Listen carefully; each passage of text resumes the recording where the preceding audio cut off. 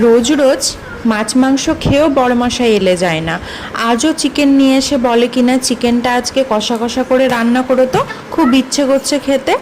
তো তার জন্য আমি প্রথমে চিকেনটাকে ভালোভাবে ধুয়ে পরিষ্কার করে নিয়েছি।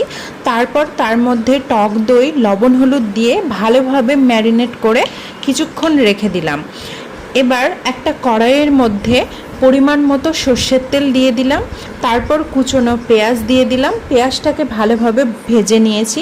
তারপরে এবার ম্যারিনেট করা চিকেনটাও দিয়ে দিলাম। তারপর টমেটো কুচি, আদা রসুন পেস্ট, লঙ্কা আর পেঁয়াজ বাটা দিয়ে দিলাম। ধনে গুঁড়ো, জিরে গুঁড়ো, সমস্ত মশলা একসঙ্গে দিয়ে ভালোভাবে নাড়াচাড়া করে নিয়েছি। তারপরে ভালোভাবে কষিয়ে নিয়েছি। দেখতেই পাচ্ছেন একদম রেডি হয়ে গিয়েছে চিকেন কষা।